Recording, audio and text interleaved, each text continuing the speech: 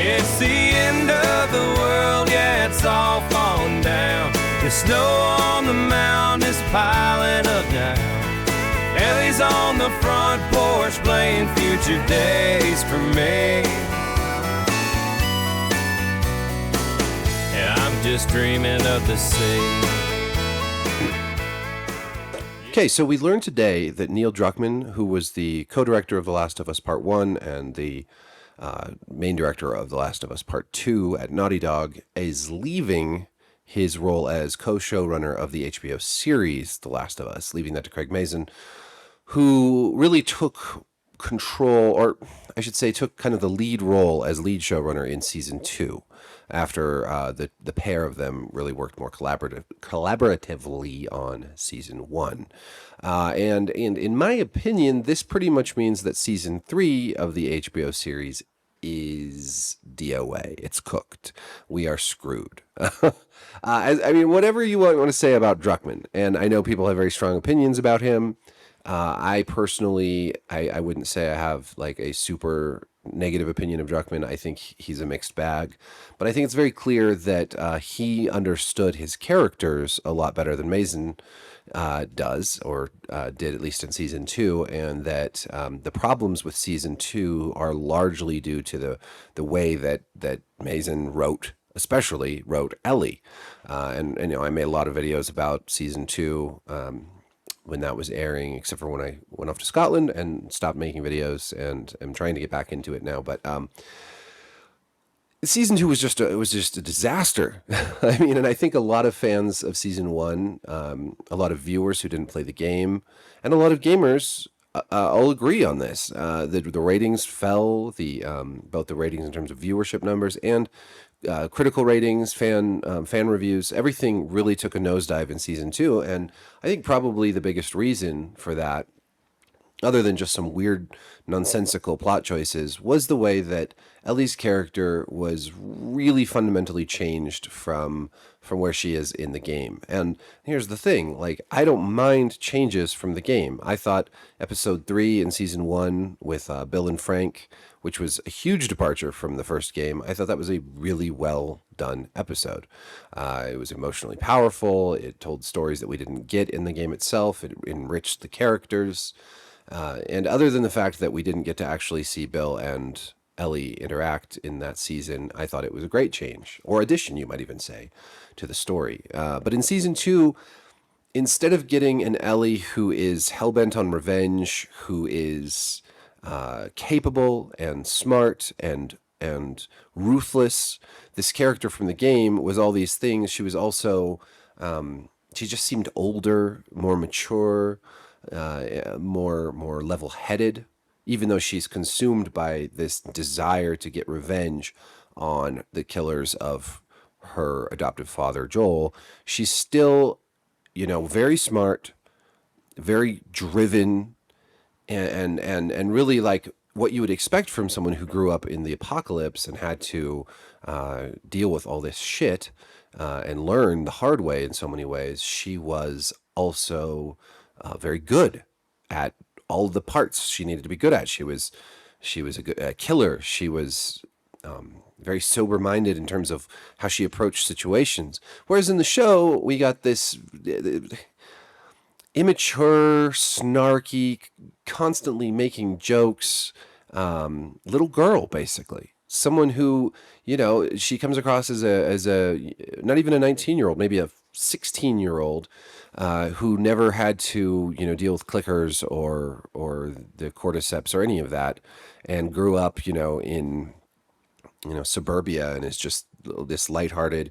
I mean, even I'm sorry, but even someone who grew up in our world, watching their loved one get killed this way, you'd think they might stop cracking jokes every 4 minutes. But not in Mazin's version of this story. And I'm probably saying his name wrong, but I don't care. Anyways, the reason that Druckmann has given for leaving the show is so that he can work on Intergalactic, The Space Heretic, the new game from Naughty Dog, which I have, we've seen the trailer and I have opinions about that, but I'm going to leave that aside for now because it really is too early to say. But there's no behind the scenes drama that we know of. But I'm just going to say it. I think that maybe Druckmann stepped aside because he was getting pushed aside. I mean, this is just speculation, obviously, but you can see that he kind of gave the reins over to Mazin in season 2, and what happened was a hugely disappointing season, where the writing quality went off a cliff, and other than a couple different episodes and a couple certain scenes which were really quite good, the overall product was just extremely disappointing. And it could be, and we don't know this, but it could be that Druckmann is just feeling frustrated and wants to and doesn't want to be a part of it anymore. Wants to kind of hand that over, so he's not really attached to it anymore, except for as a executive producer in the credits. Now, that's just speculation, obviously. But there is something kind of reminiscent of Henry Cavill leaving The Witcher. The Witcher made so many changes from the source material and had so many writing problems, especially season 2 and 3, that it's not surprising that a huge fan like Cavill, a huge fan of the Witcher games and books, would leave the show in frustration. And there's something... I mean, do you really just walk away from a big HBO showrunning gig to work on your game? I mean, Druckmann is now kind of the top dog at Naughty Dog. He doesn't have... I mean, again, I don't know the inner workings of it all, but I imagine that he could have a lot of people doing the game work while he was showrunning at the same time. And yeah, I'm sure that's a huge workload. But I don't know. If it was my baby, if I had made these games and I was given the opportunity, which is fairly rare, to be able to be the creator of the games or the writer of the book or whatever, and also create the show, be in charge of the writing and production of the show, that's a very rare occurrence in these businesses. I shouldn't say this business because these are multiple businesses, right? But it's very rare, and walking away from that, I can only imagine, was a very difficult choice. And either he really, really, really needed to focus his efforts on this new game, or there was something else going on. And again, just speculation.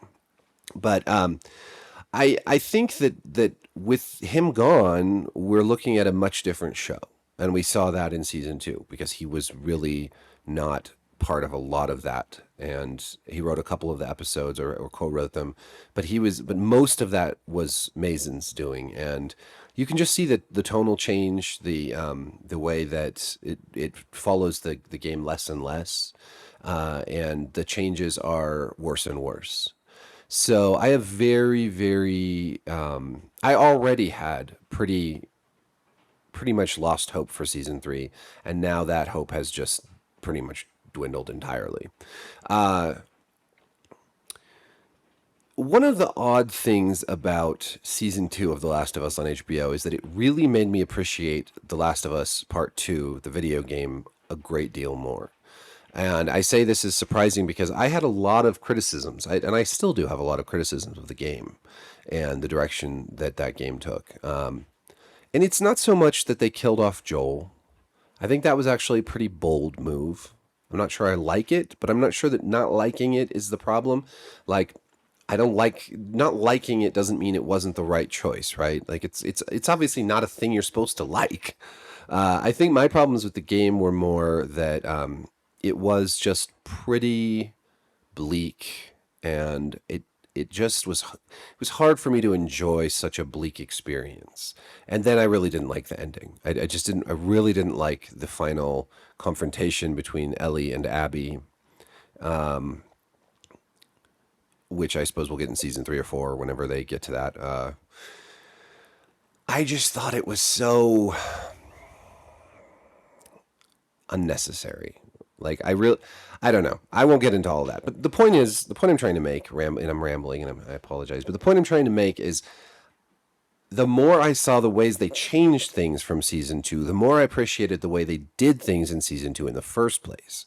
Like, for instance, they take that conversation between Joel and Ellie on the porch, which we get at the very end of the game, and it totally changes the way you view what you just played. Like, it really adds a new layer that is surprisingly emotional. And they moved that up to take place in season 2. And I just think this is a weird change, right? This takes one of the most emotionally powerful moments of the game and it neuters it in a way that just doesn't make sense. Or just to see the differences between Ellie in the game and Ellie here, and I had a hard time with Ellie in the game because Ellie in the first game is such a likable character, and to see her sort of go down this path is really hard. But as far as being narratively poignant, it was quite well done. Do I like it? No. But was it well written and constructed? Yes. And in the show, you just see how much better the game did it. And so you appreciate the game more, at least I do. I appreciate the game more. It makes me want to play the game again, actually. And I haven't played it in, 5-6 years now? However long ago that came out. Was that 19 or 20? Anyways, a long time ago. And there's lots of little things like that, right? The opening of season 2 has Joel talking with, well, not necessarily the very opening, but early on in the season, he's talking with this therapist, Gail, who is not in the games. And and this replaces a conversation he has in the game with his brother Tommy. And again, I think this conversation between Joel and Tommy is so much more impactful than this conversation between Joel and this random therapist lady who we don't know or care about. And the way they handled Ellie finding out about what Joel actually did. Again, a huge change in the show that really doesn't work as well. I think maybe the only thing that the show changed for the better, and even this they ended up bungling, but I liked that Jackson was over. I liked the battle at Jackson. I liked all the zombies or cordyceps, whatever. I liked them attacking the city and having the big battle. That was fun. And I liked that it gave a reason why people would be opposed to going after Joel's killers. What I don't like is that they put a big 3-month time gap and just kind of sucked all the urgency out of it. And that's what season 2 did so much of, is it just took the urgency out of Ellie's story and out of this revenge tale. Right up until the end. So, the whole trip into Seattle with Ellie and Dina, it sort of feels like this lighthearted teenage girl road trip, punctuated by moments of violence, punctuated by moments of fear and danger. And when those moments happened, they were pretty good down in the subways, or when they run into all those, all the clickers, whatever. I can't remember what they call them specifically, but the smarter ones. Like I said, it's been a long time since I played the game. But then they have all these nick of time moments that sort of make even those scenes feel really cheap. Like Jesse just shows up in the nick of time and saves them, and they changed this. They changed all the scenes where Ellie kills people, kills Abby's friends. They changed all of that, and it's just all very peculiar why these changes were made. Because, again, I think adaptations can make changes. I really do. I think they have to. I think sometimes things that work in a video game obviously won't work in a TV show. You can't just have Ellie killing, dozens and dozens of people and wolves and the zombies, whatever. You can't have it. It would just take forever for one thing. And it would just be a lot of. I mean, it might be kind of fun because you'd get a lot of action, but it wouldn't serve the medium. Just like in a book, sometimes you have a lot of internal thoughts. If you simply translated all that into voiceover, it would be really weird on a TV show or in a movie. So you have to make changes, but those changes have to make sense. And then you get scenes like in the finale of season 2 where Ellie is on the boat and she crash lands onto the island and is taken by the scars, and they're gonna gut her and all that, and then there's explosions and the warning bell and off they run. And they're like, leave her, and it's like, you could just kill her real quick. You're gonna kill her. Why do you just leave her? If they wanted to do this scene justice, again, this is not a scene that was in the game, but if they wanted to make this scene actually work, have Ellie get away. Have her outsmart them. Have her not get captured in the first place, or have her get captured and then have, something have the wolves actually attack them right there. So she has a means to escape. But the fact that she then finds her boat and is able to leave is just so goofy. There's just so much wrong. If you go over each episode, there's just so much wrong. 2 things equally annoy me. One, people who just criticize everything because it gets them views on their YouTube channel or whatever, and who can't seem to like anything because they're against an agenda so much that it becomes their own agenda. And two, fans who just think that any criticism of the thing they love is people being too serious about their entertainment. Like, you're not allowed to have an opinion if it's negative because you're just taking it all too seriously. It's just a TV show. It's just a book. It's just a game. I hate that shit. All those things. I think that you can go through a season like this and you can say, look, this was done really well, this was done really well, and this was really shitty, and this made no sense. And then you kind of weigh it out. Which one outweighs the other? And unfortunately in season 2, I think all the weird changes and plot holes and just in the nick of time moments and Ellie's characterization and et cetera, et cetera, et cetera, I think they vastly outweigh the good stuff that we got in this season. And all his flaws aside, Druckmann leaving this show means that we are going to get a very different show. And I would say continue to misunderstand and misrepresent the characters from the games in season 3. Whatever his reasons for leaving, whatever you feel about the guy and his direction in the second game, I think he was probably the only thing holding this show together and keeping it honest and keeping it true to the actual original source material. And now with him gone, I think we're going to get I just don't even know. Like, how is Abby going to be portrayed? Are we going to get more of the mustache twirling villain we got when she killed Joel? Is Ellie ever going to grow up, or is she just always going to be this little kid who needs Dina and Jesse and everyone else to protect her? And to, because genuinely, she is portrayed as such a dumb kid in this season.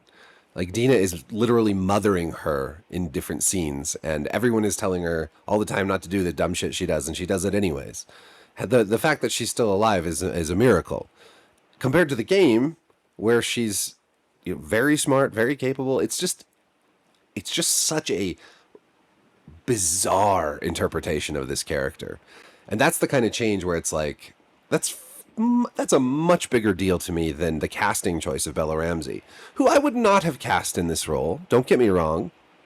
For one thing, because she just is too small and looks too young, and doesn't look like Ellie. And I think there is some merit in having your casting choices reflect the appearance of the people the characters you're trying to portray.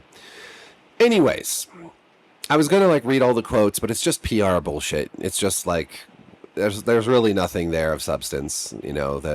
The press release on his departure, the shit he posted to Instagram. He's out, and he loved working with HBO and Mazin, and vice versa, and it was also wonderful, but he's leaving, and I don't know, I think actions speak louder than words in this case. So let me know what you think, what you thought of season 2. I know I didn't make a full season review. Maybe I'll do that. Maybe this is that. But yeah, I was in Scotland when the last couple episodes aired, and yeah.